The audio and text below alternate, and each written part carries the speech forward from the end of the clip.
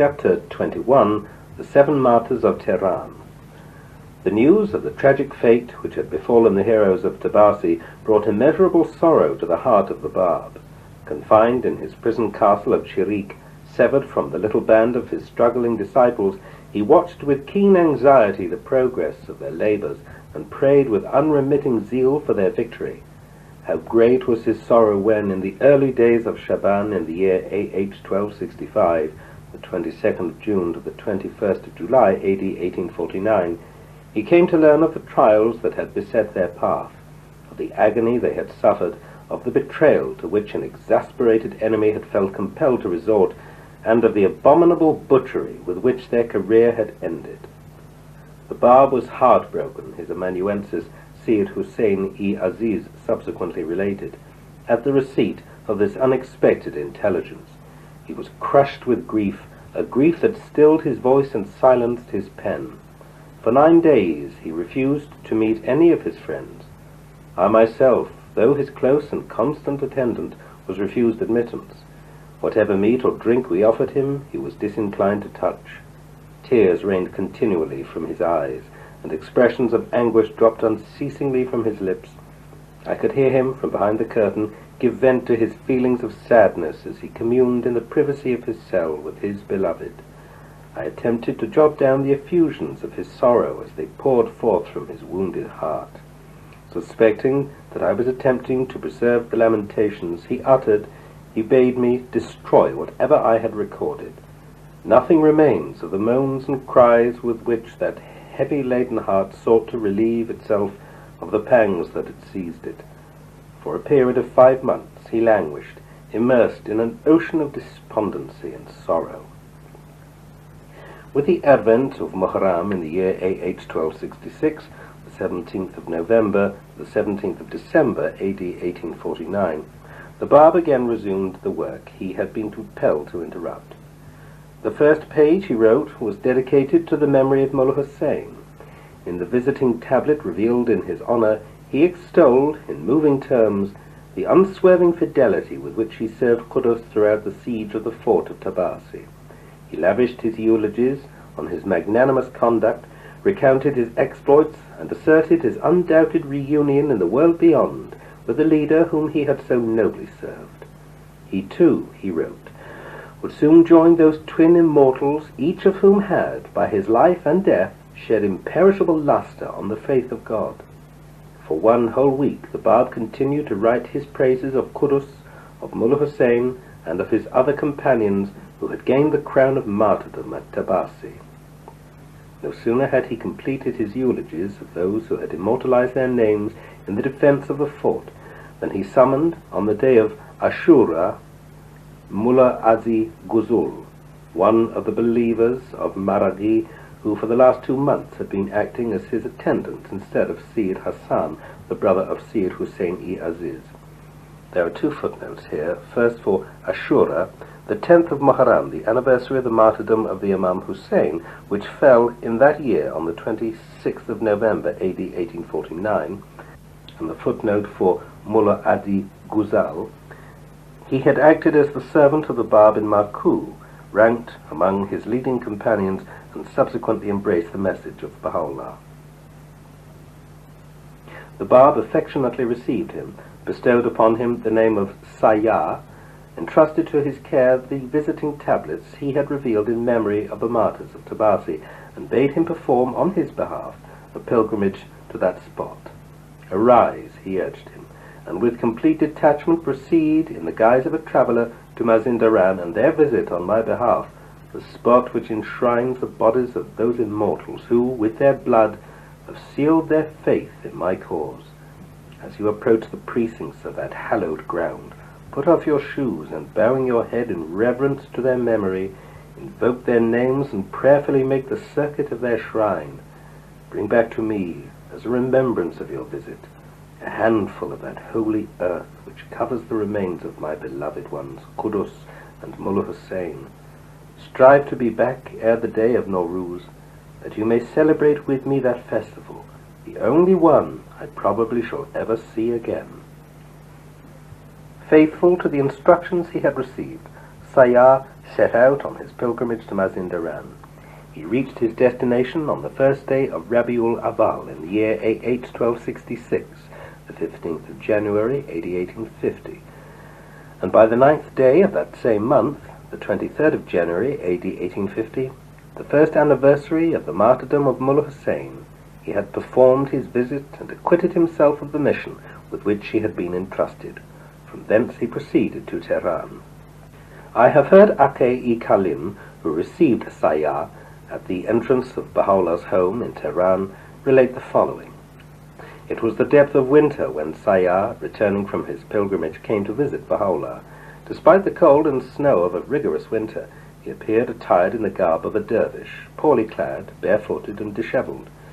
His heart was set afire with the flame that pilgrimage had enkindled.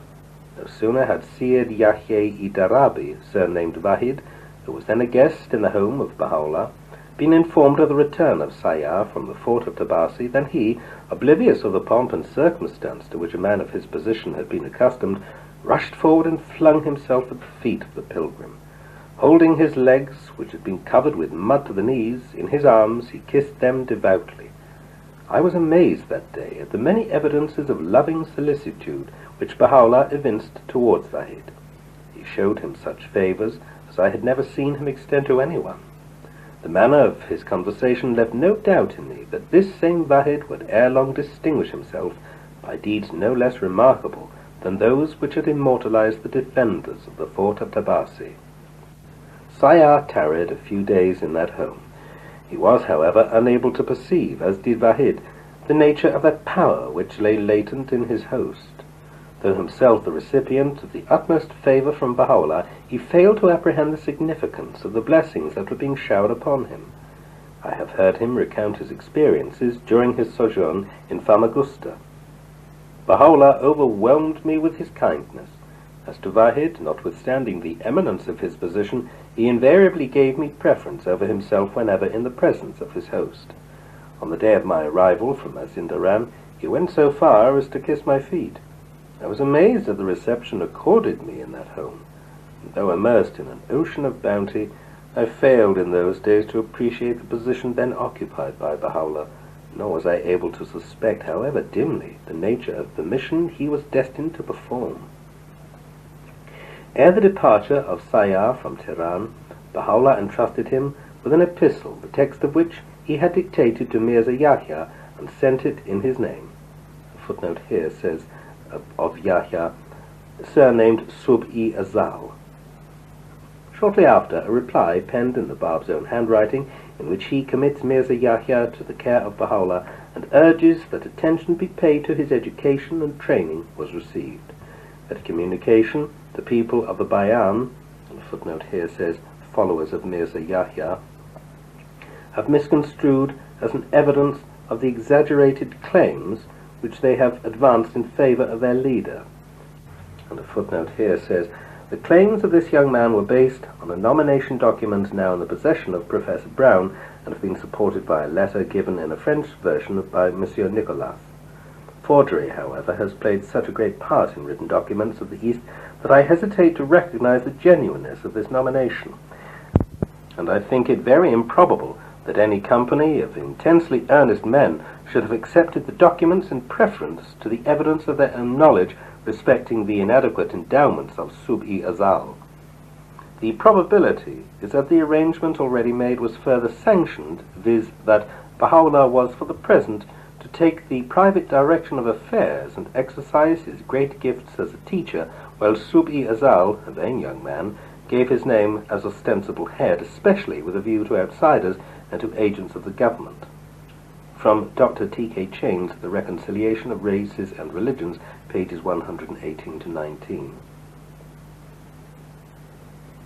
Although the text of that reply is absolutely devoid of such pretensions and does not, beyond the praise it bestows upon Baha'u'llah and the request it makes for the upbringing of Mirza Yahya, contain any reference to his alleged position, yet his followers have idly imagined that that letter constitutes an assertion of the authority with which they have invested him.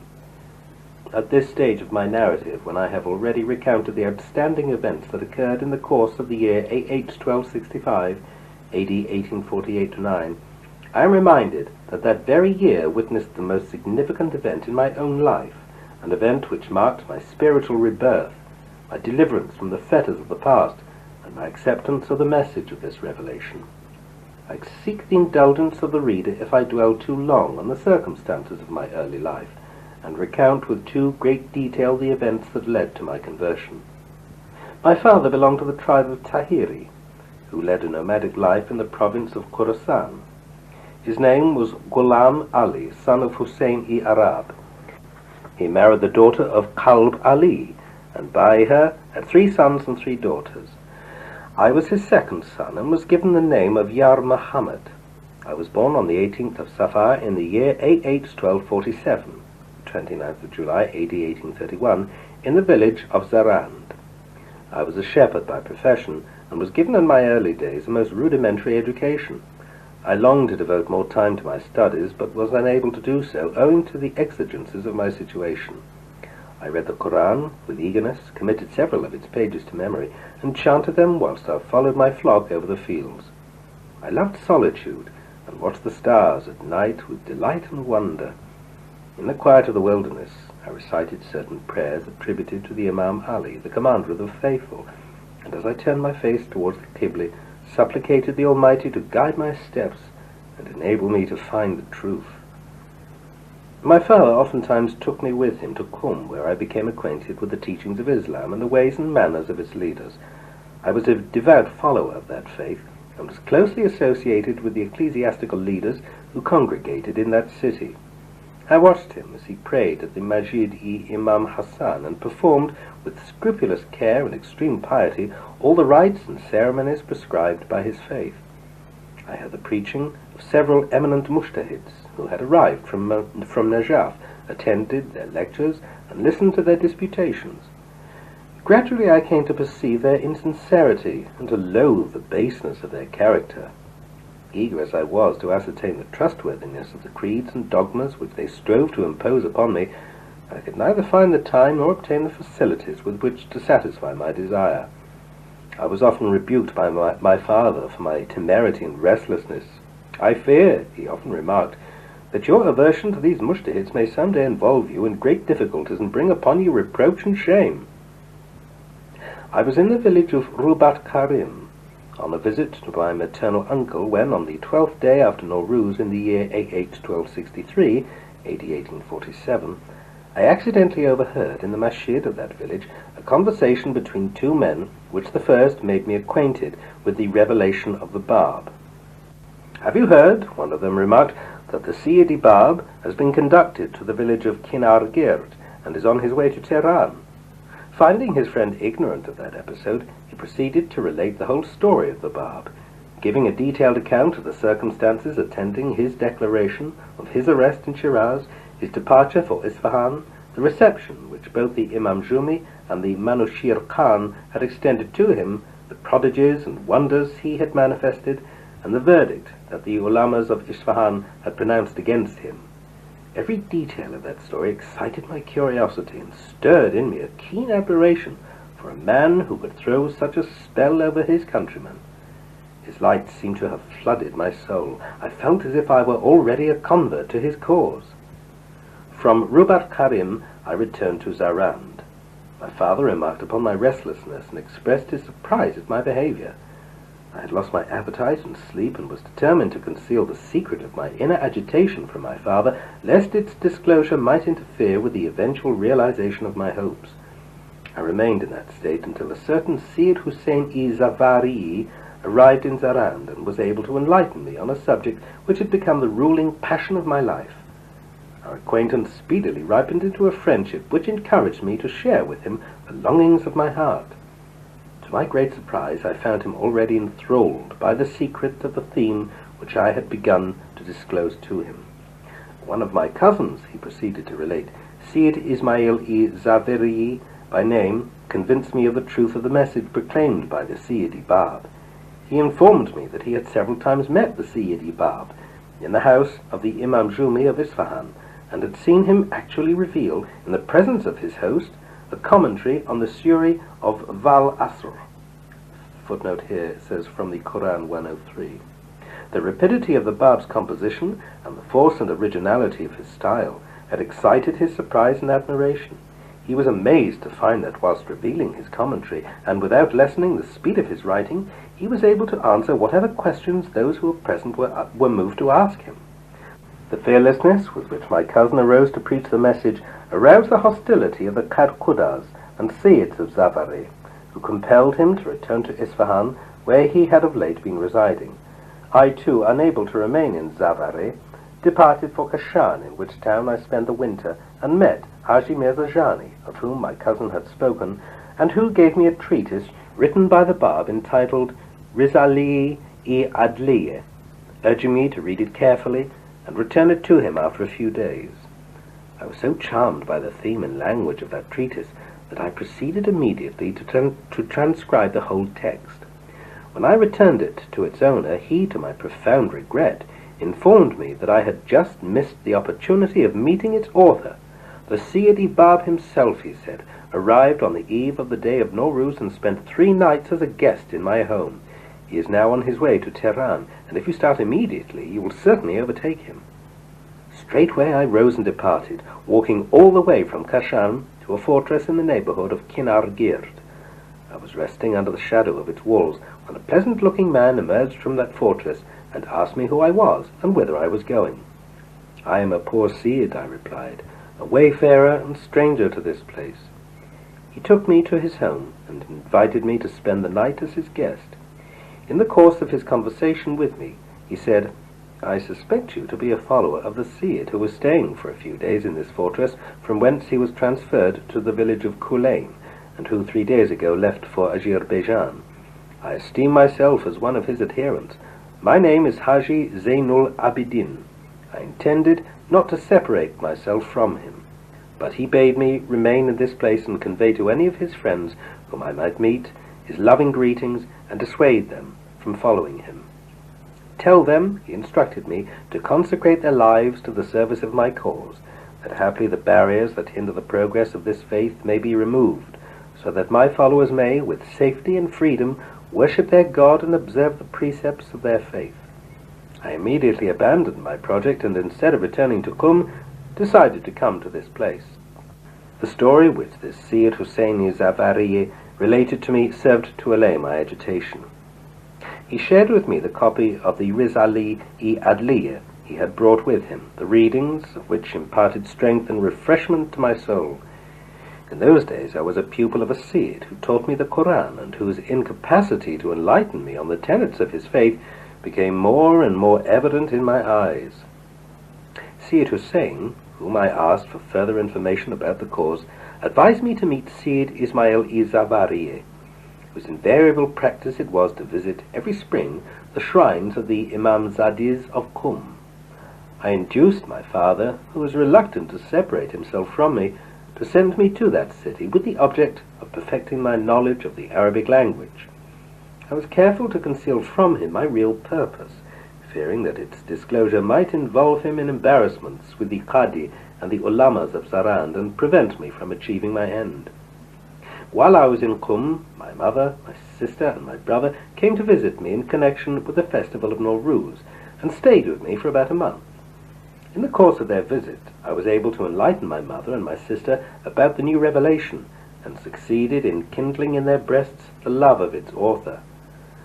A few days after their return to Zarand, Sayyid Ismail, whom I impatiently awaited, arrived, and was able, in the course of his discussions with me, to set forth in detail all that was required to win me over completely to the cause. He laid stress on the continuity of divine revelation, asserted the fundamental oneness of the prophets of the past, and explained their close relationship to the mission of the Bab.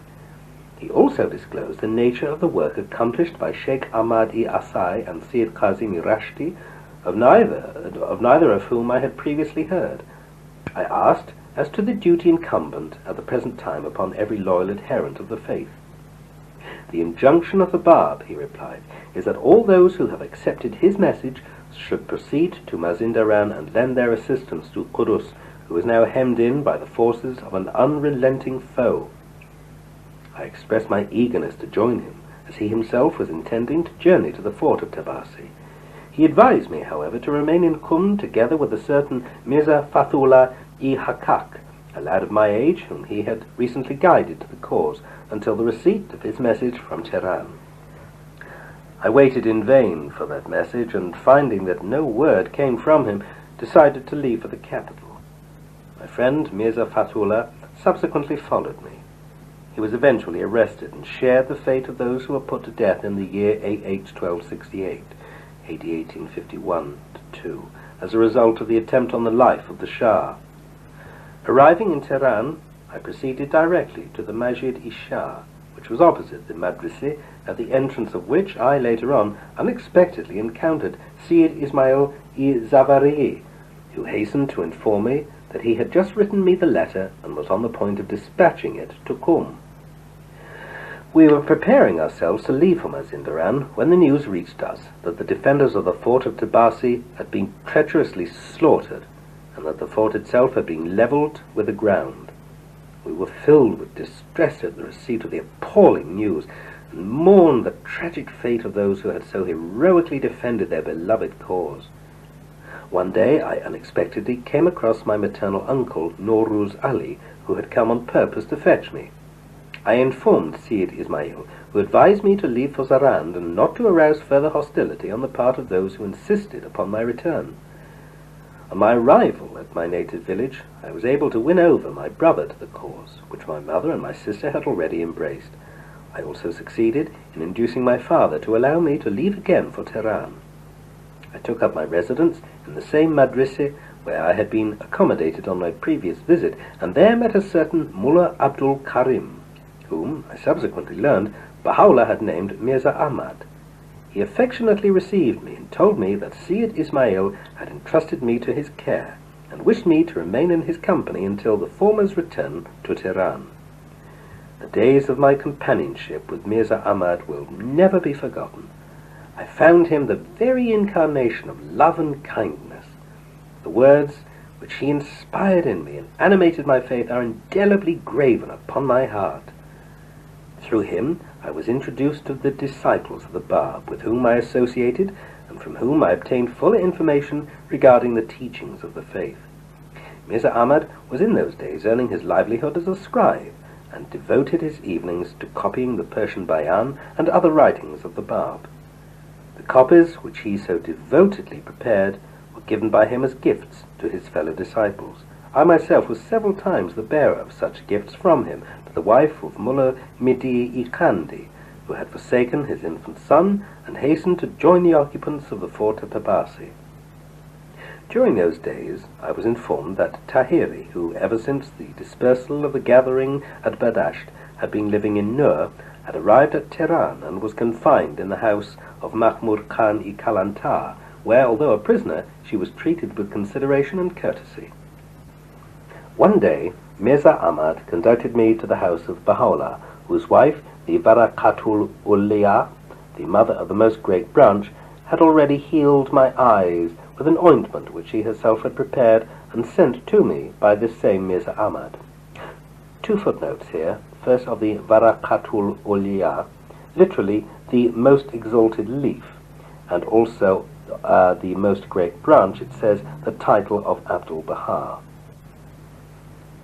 The first one I met in that house was that same beloved son of hers, who was then a child of 6. He smiled his welcome to me as he was standing at the door of the room which Baha'u'llah occupied. I passed that door and was ushered into the presence of Mirza Yahya, utterly unaware of the station of the occupant of the room I had just left behind me. When brought face to face with Mirza Yahya, I was startled. Immediately I observed his features and noted his conversation, at his utter unworthiness of the position that had been claimed for him. On another occasion, when I visited that same house, I was on the point of entering the room that Mirza Yahya occupied when Ake-i Kalim, whom I had previously met, approached and requested me, since Isfandiya, their servant, had gone to market and had not yet returned, to conduct Akka to the Madrasi-i Mirza Salih in his stead, and then return to this place. A footnote here says of Akka, meaning master, by which the title Abdul Baha was then designated. I gladly consented, and as I was preparing to leave, I saw the Most Great Branch, a child of exquisite beauty, wearing the kula and cloak in the Jubi-i Hizari, emerge from the room which his father occupied and descend the steps leading to the gate of the house. And another footnote here says of the Jubi-i Hizari, a kind of overcoat. I advanced and stretched forth my arms to carry him. "We shall walk together," he said as he took hold of my hand and led me out of the house. We chatted together as we walked hand in hand in the direction of the madrisi, known in those days by the name of Pa Minar. As we reached his classroom, he turned to me and said, "Come again this afternoon and take me back to my home, for Isfandiar is unable to fetch me. My father will need him today." I gladly acquiesced and returned immediately to the house of Baha'u'llah. There again I met Mirza Yahya, who delivered into my hands a letter which he asked me to take to the Madrisi-i Sadr and hand to Baha'u'llah, whom I was told I would find in the room occupied by Mullah Bakir-i Bastami. He asked me to bring back the reply immediately. I fulfilled the commission and returned to the Madrisi in time to conduct the Most Great Branch to his home.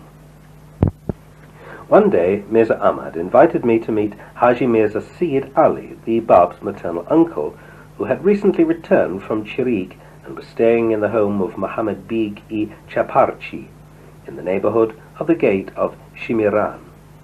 I was struck when I gazed at his face with the nobility of his features and the serenity of his countenance.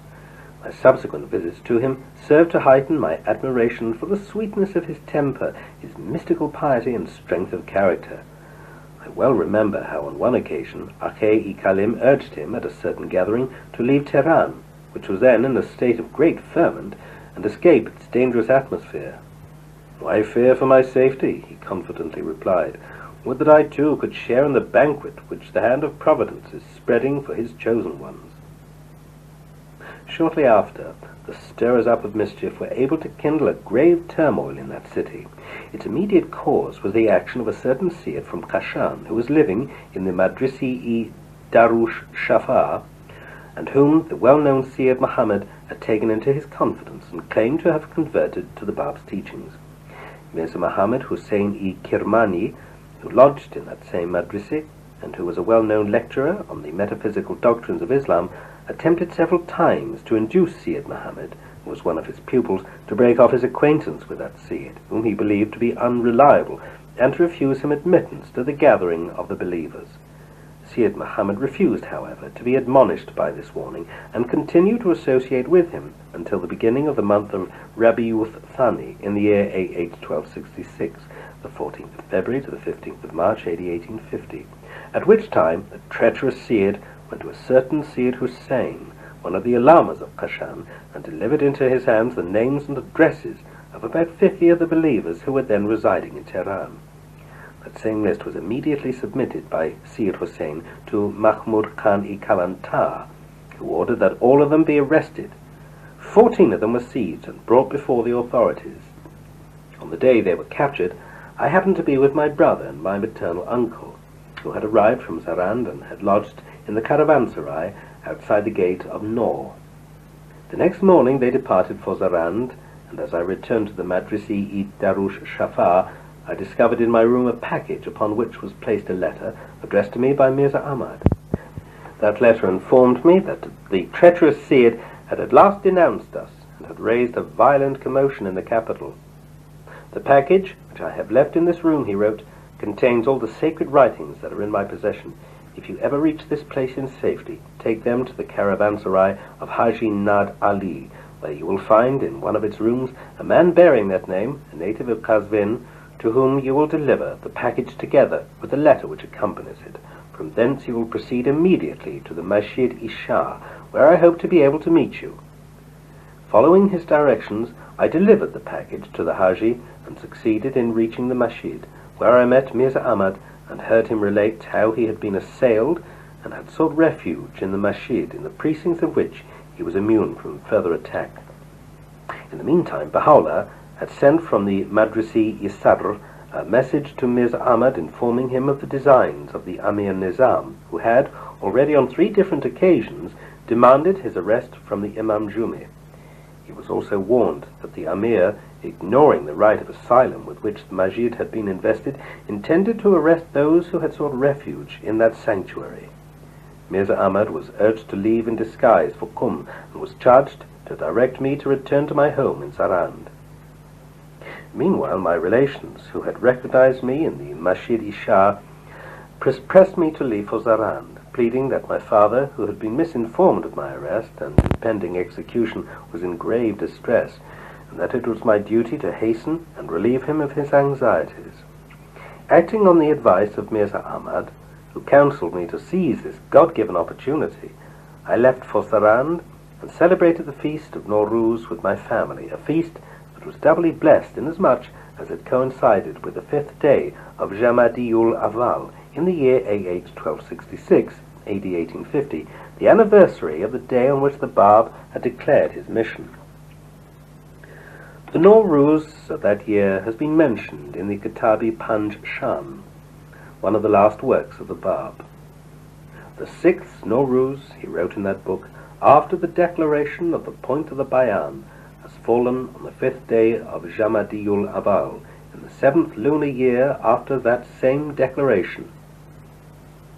In that same passage, the Bab alludes to the fact that the Nowruz of that year would be his last that he was destined to celebrate on this earth.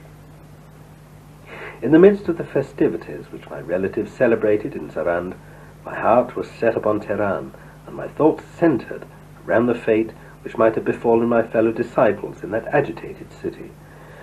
I longed to hear of their safety. Though in the house of my father and surrounded with the solicitude of my parents, I felt oppressed by the thought of being severed from that little band, whose perils I could well imagine, and whose afflictions I longed to share. The terrible suspense under which I lived, while confined in my home, was unexpectedly relieved by the arrival of Sadiq-i Tabrizi, who came from Tehran and was received in the house of my father.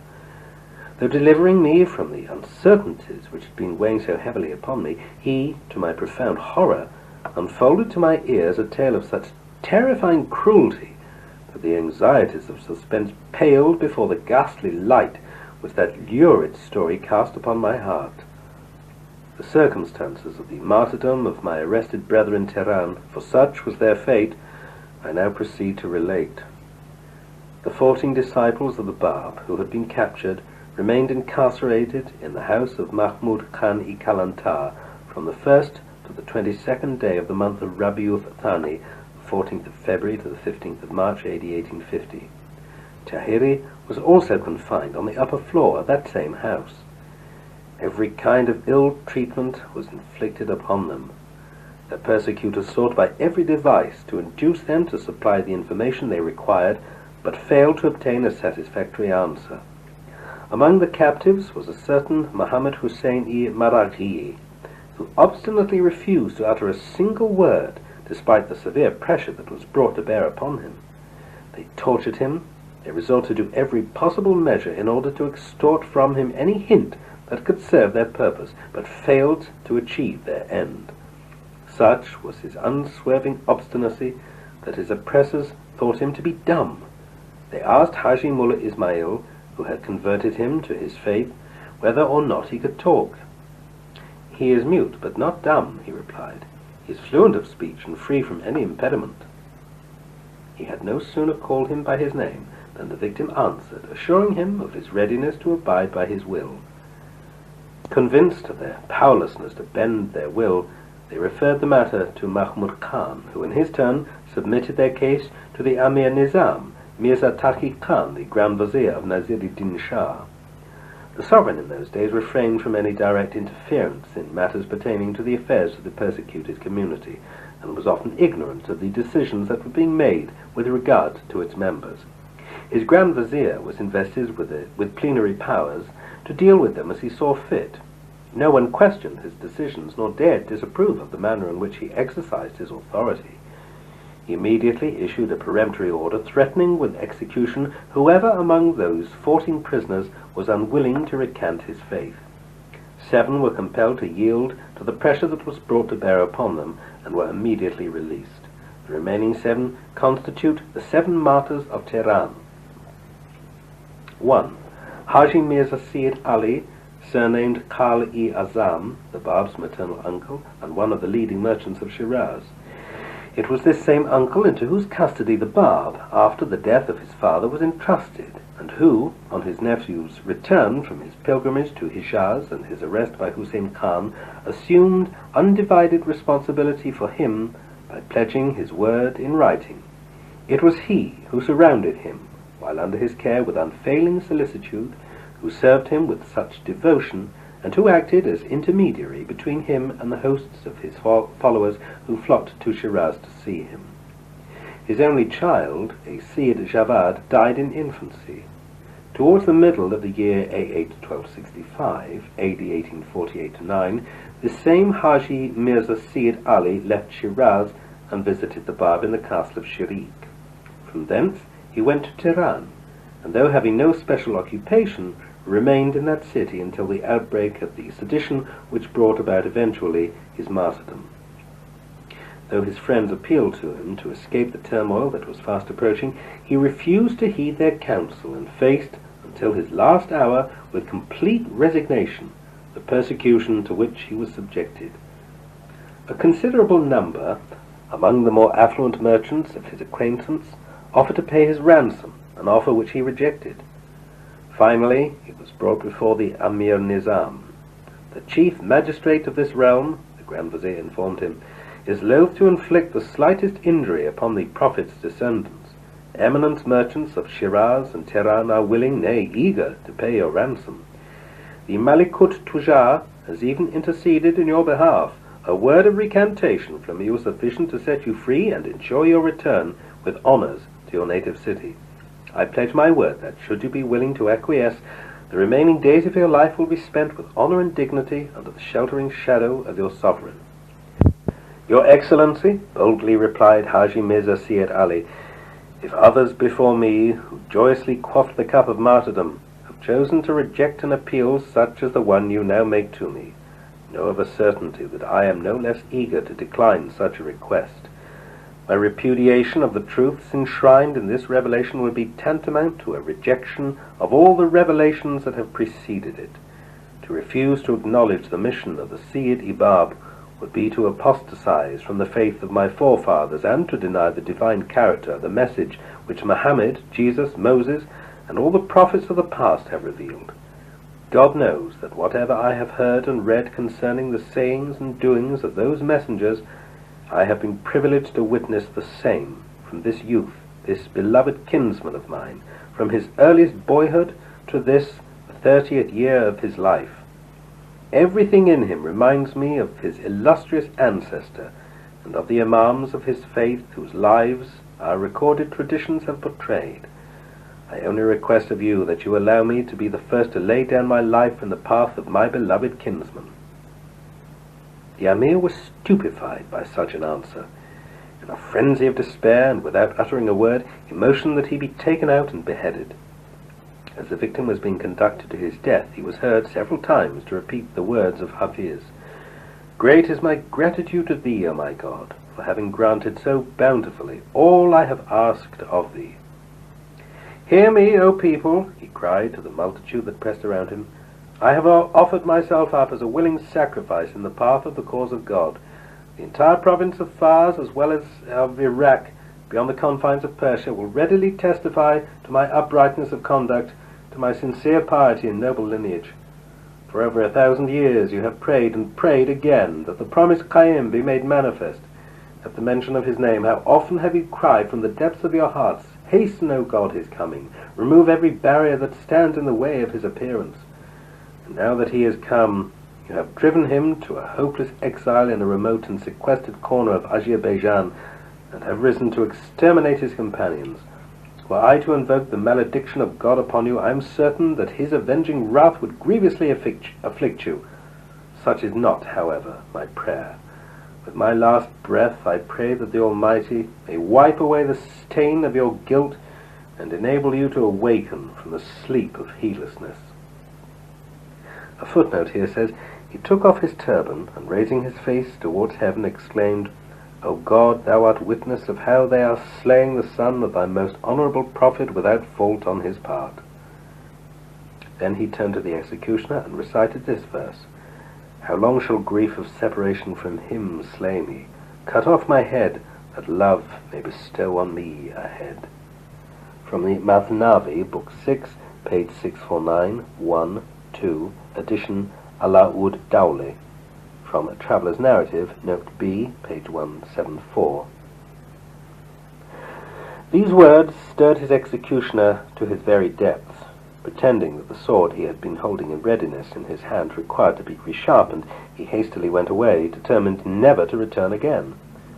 When I was appointed to this service, he was heard to complain, weeping bitterly the while, "They undertook to deliver into my hands only those who had been convicted of murder and highway robbery. I am now ordered by them to shed the blood of one no less holy than the Imam Musa-i Kazim himself." Footnote here says the 7th Imam. Shortly after, he departed for Khorasan, and there sought to earn his livelihood as a porter and crier. To the believers of that province he recounted the tale of that tragedy, and expressed his repentance of the act which he had been compelled to perpetrate.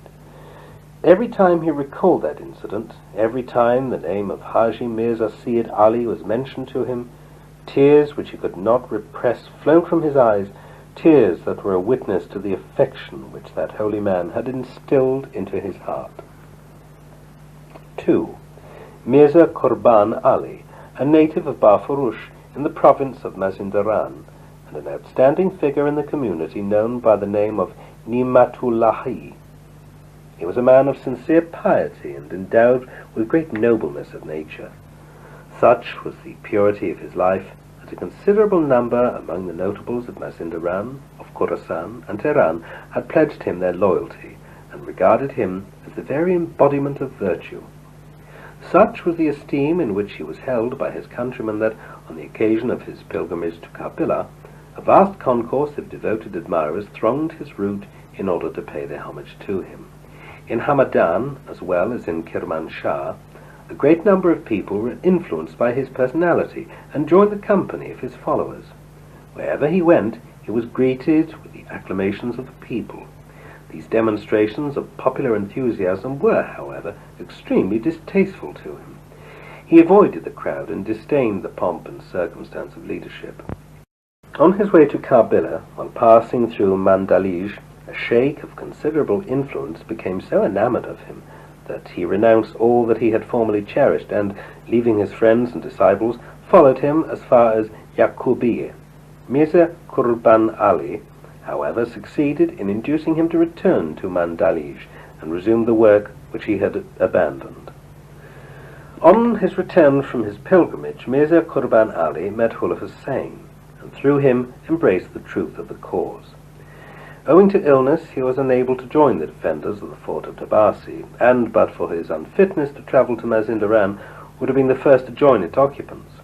Next to Mullah Hussein, among the disciples of the Bab, Vahid was the person to whom he was the most attached.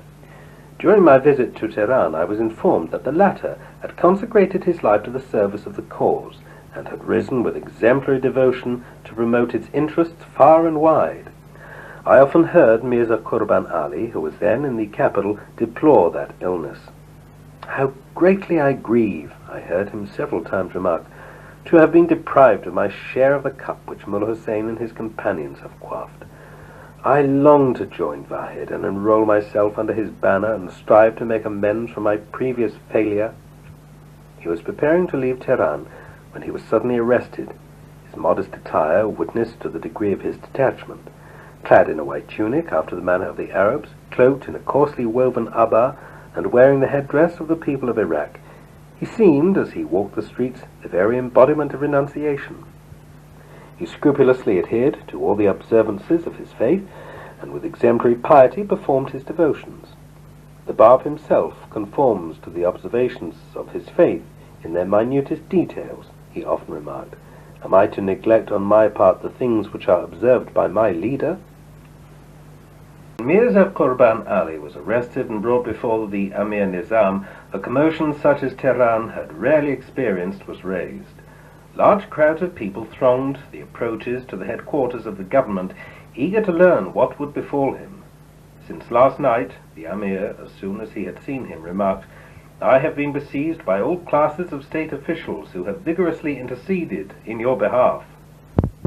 A footnote here says, Mirza Qurban Ali was famous amongst mystics and dervishes, and had many friends and disciples in Tehran, besides being well known to most of the nobles and chief men, and even to the Shah's mother. She, because of her friendship for him, and the compassion she felt for his plight, said to His Majesty the King, "He is no Babi, but has been falsely accused." So they sent and brought him out, saying, "Thou art a dervish, a scholar, and a man of learning. Thou dost not belong to this misguided sect. A false charge has been preferred against thee." He replied, "I reckon myself one of the followers and servants of His Holiness, though whether or no he hath accepted me as such, I wot not." When they continued to persuade him, holding out hopes of a pension and salary, he said, "This life and these drops of blood of mine are but of small account, were the empire of the world mine, and had I 1,000 lives, I would freely cast them all at the feet of His friends. To sacrifice the head for the beloved, in mine eyes appears an easy thing indeed. Close thy lips and cease to speak of mediation, for of mediation lovers have no need." So at length they desisted in despair, and signified that he should die. From the Tahiry, page 254. The Amir continued, "From what I learn of the position you occupy and the influence your words exercise, you are not much inferior to the Sayyid-i-Bab himself. Had you claimed for yourself the position of leadership, better would it have been than to declare your allegiance to one who is certainly inferior to you in knowledge." "The knowledge which I have acquired," he boldly retorted, "has led me to bow down in allegiance before him whom I have recognized to be my lord and leader. Ever since I attained the age of manhood, I have regarded justice and fairness as the ruling motives of my life. I have judged him fairly, and have reached the conclusion that should this youth, whose transcendent power friend and foe alike testify be false, every prophet of God, from time immemorial down to the present day, should be denounced as the very embodiment of falsehood. I am assured of the unquestioning devotion of over 1,000 admirers, and yet I am powerless to change the heart of the least among them. This youth, however, has proved himself capable of transmuting through the elixir of his love the souls of the most degraded among his fellow men. Upon 1,000 like me he has, unaided and alone, exerted such influence that without even attaining his presence, they have flung aside their own desires and have clung passionately to his will. Fully conscious of the inadequacy of the sacrifice they have made, these yearn to lay down their lives for his sake, in the hope that this further evidence of their devotion may be worthy of mention in his court."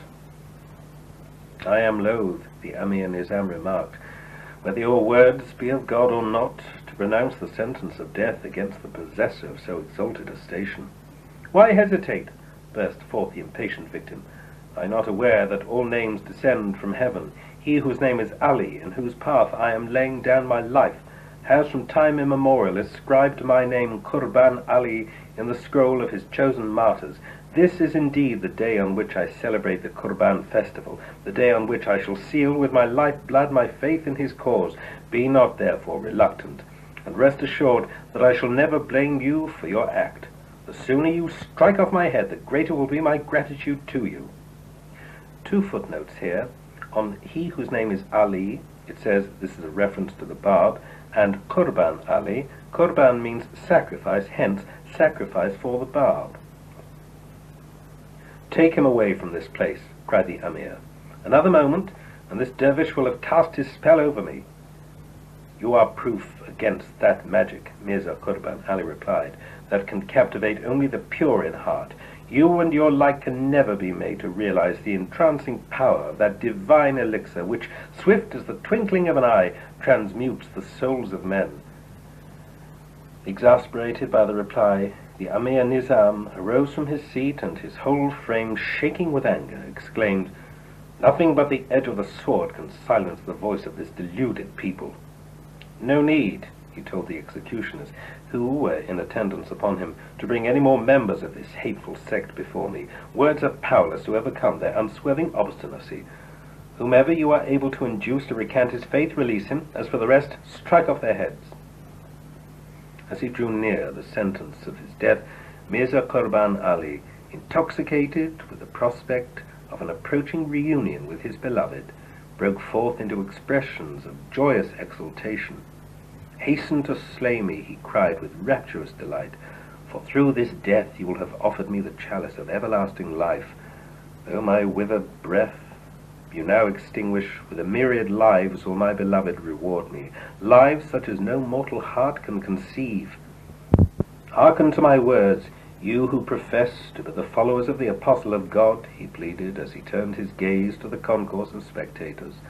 "Muhammad, the day-star of divine guidance, who in a former age arose above the horizon of Hijaz, has today, in the person of Ali Muhammad, again risen from the day-spring of Shiraz, shedding the same radiance and imparting the same warmth.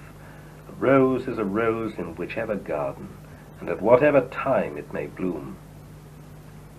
Seeing on every side how the people were deaf to his call, he cried aloud, "Oh, the perversity of this generation!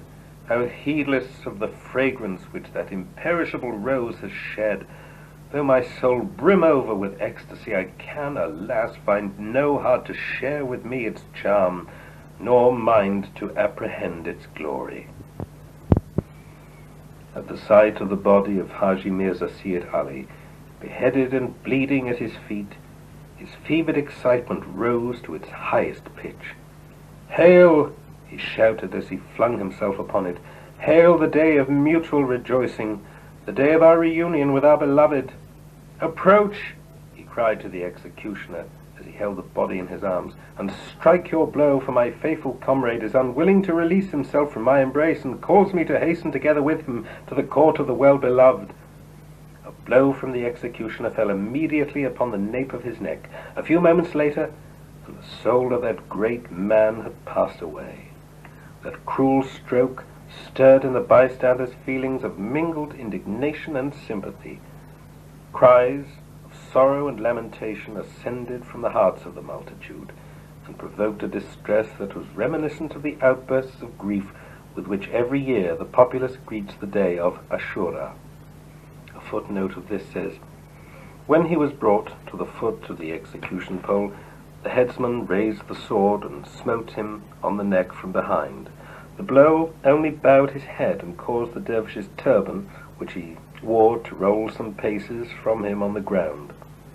Immediately, as it were with his last breath, he sent a fresh pang through the heart of everyone capable of emotion by reciting these verses: Happy he whom love's intoxication so hath overcome that scarce he knows whether at the feet of the beloved it be head or turban which he throws."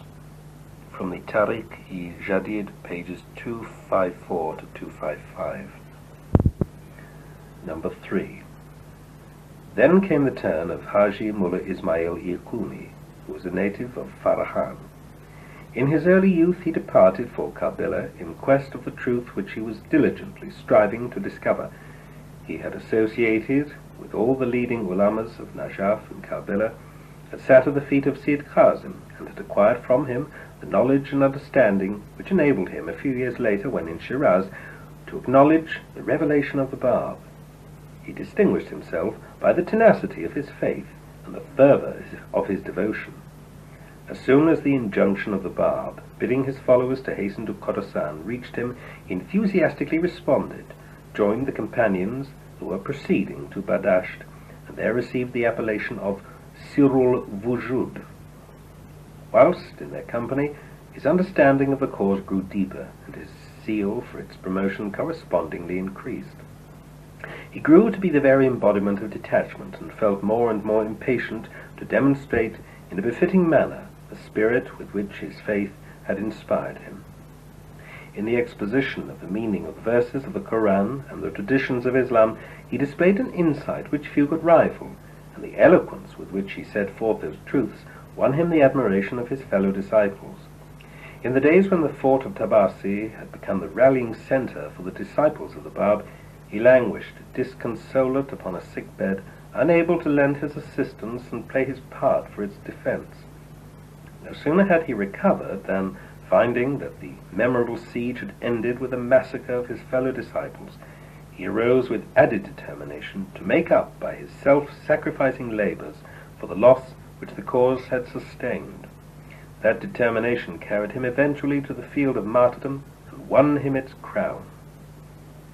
Conducted to the block and waiting for the moment of his execution, he turned his gaze towards those twin martyrs who had preceded him and who still lay entwined in each other's embrace.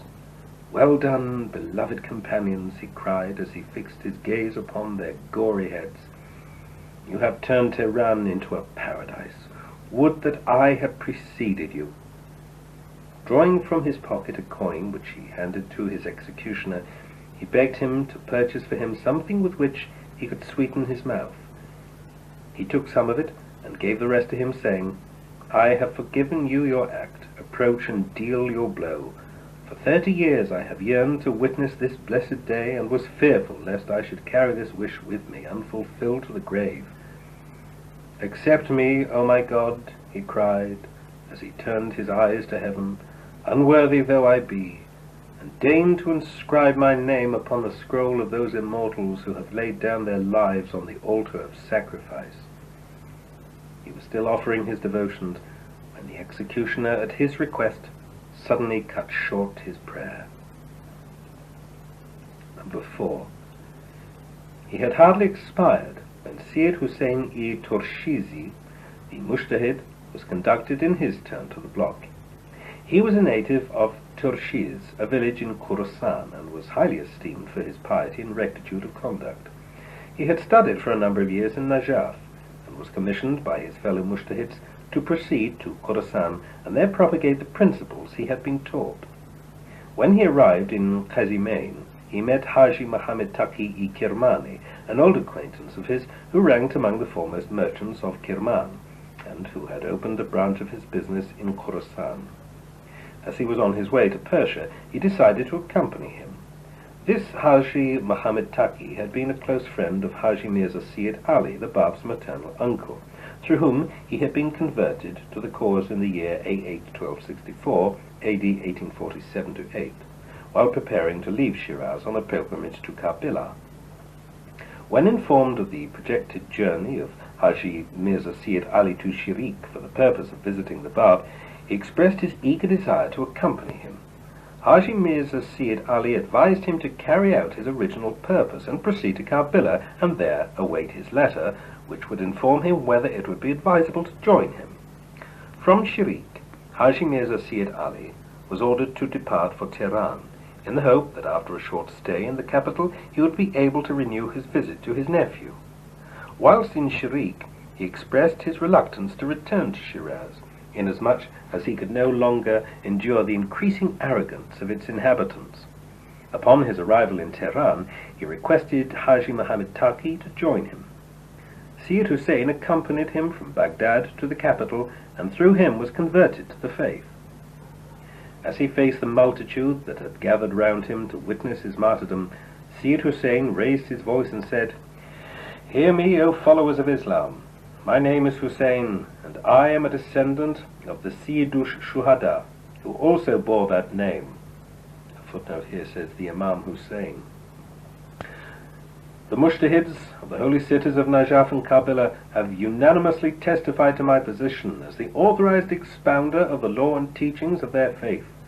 Not until recently had I heard the name of the Sayyidi Bab. The mastery I have obtained over the intricacies of the Islamic teachings has enabled me to appreciate the value of the message which the Sayyidi Bab has brought. I am convinced that were I to deny the truth which he has revealed, I should, by this very act, have renounced my allegiance to every revelation that has preceded it.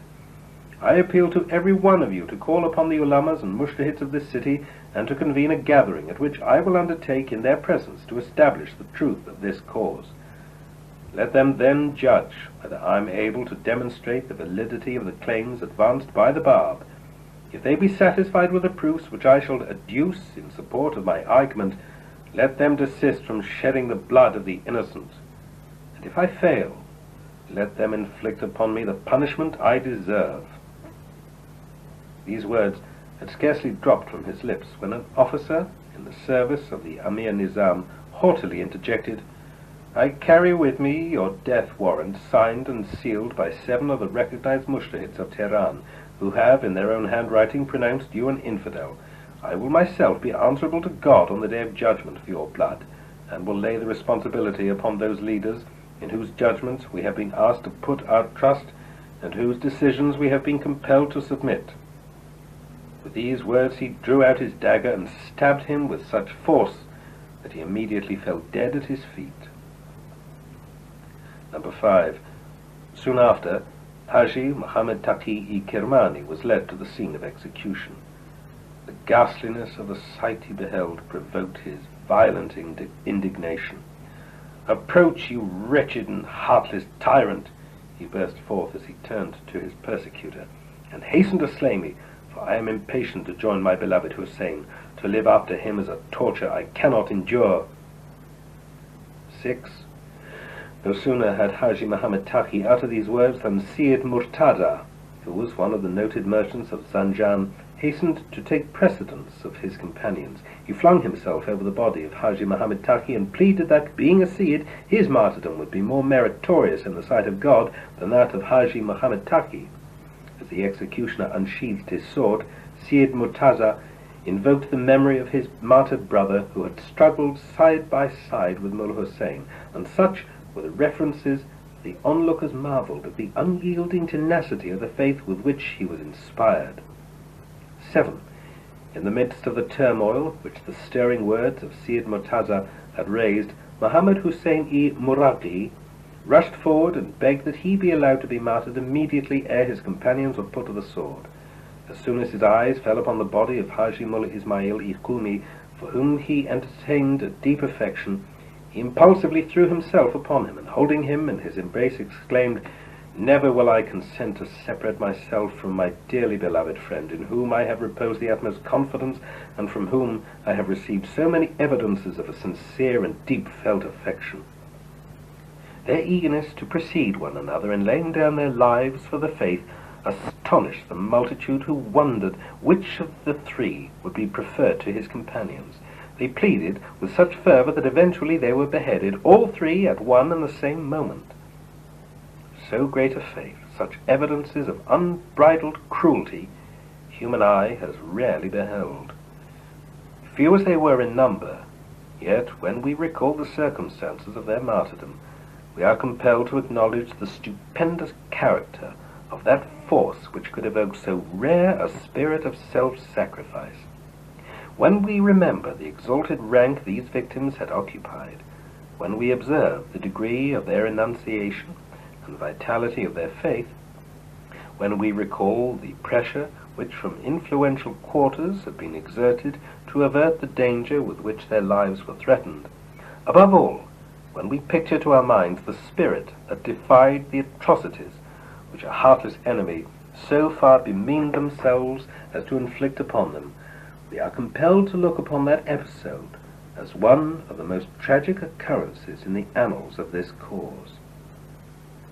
At this stage of my narrative, I was privileged to submit to Baha'u'llah such sections of my work as I had already revised and completed.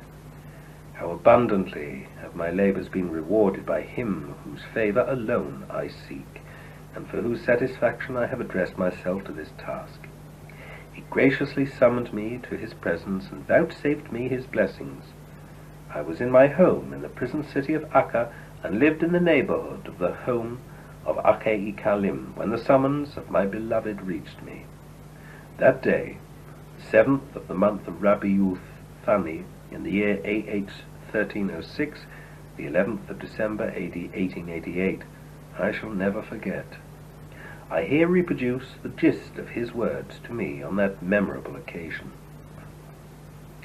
In a tablet which we yesterday revealed, we have explained the meaning of the words, "Turn your eyes away," in the course of our reference to the circumstances attending the gathering at Badasht. And a footnote to "Turn your eyes away." According to Islamic traditions, Fatimi, Muhammad's daughter, will appear unveiled as she crosses the bridge Sirat on the Day of Judgment. At her appearance, a voice from heaven will declare, "Turn your eyes away, O concourse of people." To continue, to Baha'u'llah's tablet. We were celebrating, in the company of a number of distinguished notables, the nuptials of one of the princes of royal blood in Tehran, when Sayyid Ahmad-i Yazdi, father of Sayyid Hussein, the Bab's amanuensis, appeared suddenly at the door. He beckoned to us, and seemed to be the bearer of an important message, which he wished immediately to deliver. We were, however, unable at that moment to leave the gathering, and motioned to him to wait. When the meeting had dispersed, he informed us that Tahiry had been placed in strict confinement in Qazvin, and that her life was in grave danger.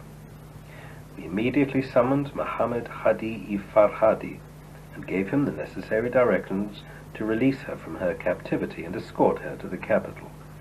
As the enemy had seized our house, we were unable to accommodate her indefinitely in our home.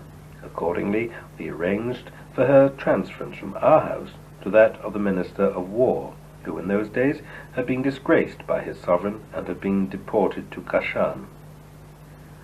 A footnote here of the Minister of War says, Mirza Khan-i-Nuri, who succeeded the Amir Nizam as Grand Vizier of Naziruddin Shah.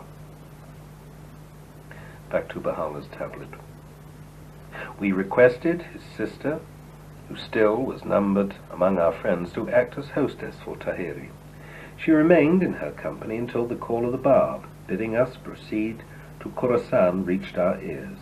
We decided that Tahiry should proceed immediately to that province, and commissioned Mirza to conduct her to a place outside the gate of the city, and from thence to any locality he deemed advisable in that neighborhood. And a footnote here of Mirza says, Ake-i Kalim, brother of Baha'u'llah. She was taken to an orchard in the vicinity of which was a deserted building, where they found an old man who acted as its caretaker. Mirza Musa returned and informed us of the reception which had been accorded to them, and highly praised the beauty of the surrounding landscape. We subsequently arranged for her departure to Khorasan, and promised that we would follow within the space of a few days. We soon joined her at Badasht, where we rented a garden for her use, and appointed the same Muhammad Hadi, who had achieved her deliverance, as her doorkeeper. About 70 of our companions were with us, and lodged in a place in the vicinity of that garden. We fell ill one day, and were confined to bed. Tahiry sent a request to call upon us. We were surprised at her message, and were at a loss as to what we should reply. Suddenly we saw her at the door, her face unveiled before us. How well has Mirza Jan commented upon that incident. And a footnote here says of Mirza Jan, Baha'u'llah's amanuensis. The face of Fatimi, he said, must needs be revealed on the day of judgment, and appear unveiled before the eyes of men. At that moment the voice of the unseen shall be heard, saying, Turn your eyes away from that which ye have seen. How great was the consternation that seized the companions on that day! Fear and bewilderment filled their hearts. A few, unable to tolerate that which was to them so revolting a departure from the established customs of Islam, fled in horror from before her face. Dismayed, they sought refuge in a deserted castle in that neighborhood. Among those who were scandalized by her behavior, and severed from her entirely, were the Sayyid Inari, a footnote here says Mirza Muhammad Ali-i Nakhri, and his brother Mirza Hadi, to both of whom we sent word that it was unnecessary for them to desert their companions and seek refuge in a castle. Our friends eventually dispersed, leaving us at the mercy of our enemies. When, at a later time, we went to Amul, such was the turmoil which the people had raised that above 4,000 persons had congregated in the masjid and had crowded on to the roofs of their houses. The leading mullah of the town denounced us bitterly. You have perverted the faith of Islam, he cried in his Mazindarani dialect, and sullied its fame. Last night I saw you in a dream enter the masjid, which was thronged by an eager multitude that had gathered to witness your arrival.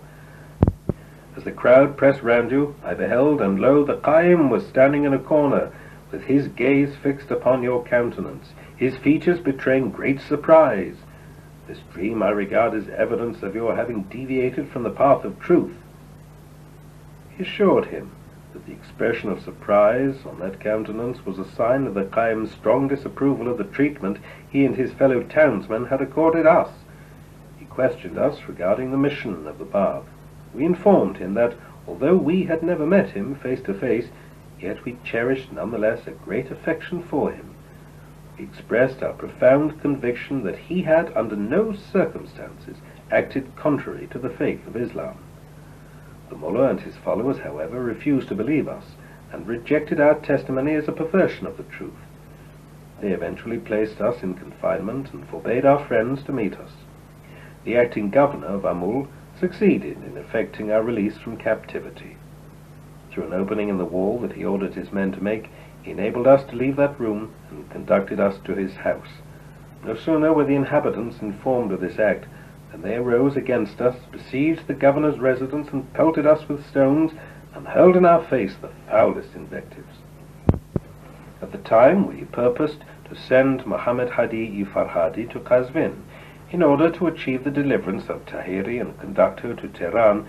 Sheikh Abu Turab wrote us, insisting that such an attempt was fraught with grave risks and might occasion an unprecedented tumult. We refused to be deflected from our purpose. That Sheikh was a kind-hearted man, was simple and lowly in temper, and behaved with great dignity. He lacked courage and determination, however, and betrayed weakness on certain occasions. A word should now be added regarding the closing stages of the tragedy that witnessed to the heroism of the 7 martyrs of Tehran. For 3 days and 3 nights they remained abandoned in the Sabzi Maidan, which joined the imperial palace, exposed to untold indignities which an unrelenting foe heaped upon them. Thousands of devout Shias gathered round their corpses, kicked them with their feet, and spat upon their faces. They were pelted, cursed, and mocked by the angry multitude. Heaps of refuse were flung upon their remains by the bystanders, and the foulest atrocities were perpetrated upon their bodies. No voice was raised in protest, no hand was stretched to stay the arm of the barbarous oppressor. Having allayed the tumult of their passion, they buried them outside the gate of the capital in a place which lay beyond the limits of the public cemetery, adjoining the moat between the gates of Nor and of Shah Abdul Azim. They were all laid in the same grave, thus remaining united in body as they had been in spirit during the days of their earthly life. The news of their martyrdom came as an added blow to the Bab, who was already plunged in sorrow at the fate that had befallen the heroes of Tahiry. In the detailed tablet he revealed in their honor, every word of which testified to the exalted position they occupied in his eyes. He referred to them as those very 7 goats, spoken of in the traditions of Islam, who on the day of judgment shall walk in front of the promised Qaim. They shall symbolize by their life the noblest spirit of heroism, and by their death shall manifest true acquiescence in his will. By preceding the Qaim, the Bab explained, is meant that their martyrdom will precede that of the Qaim himself, who is their shepherd. What the Bab had predicted came to be fulfilled, inasmuch as his own martyrdom occurred 4 months later in Tabriz. That memorable year witnessed, in addition to the martyrdom of the Bab and that of his 7 companions in Tehran, the momentous happenings of Nayriz, which culminated in the death of Wahid. Towards the end of that same year, Zanjan likewise became the center of a storm which raged with exceptional violence throughout the surrounding district, bringing in its wake the massacre of a vast number of the Bab's staunchest disciples. That year rendered memorable by the magnificent heroism which those staunch supporters of his faith displayed, not to speak of the marvelous circumstances that attended his own martyrdom, must ever remain as one of the most glorious chapters ever recorded in that faith's blood-stained history. The entire face of the land was blackened by the atrocities in which a cruel and rapacious enemy freely and persistently indulged.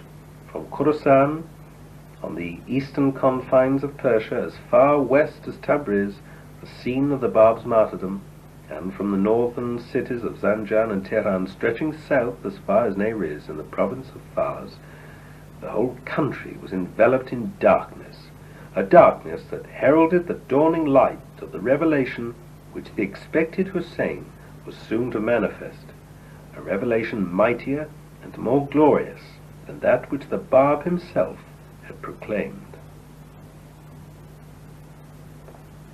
Chapter 22.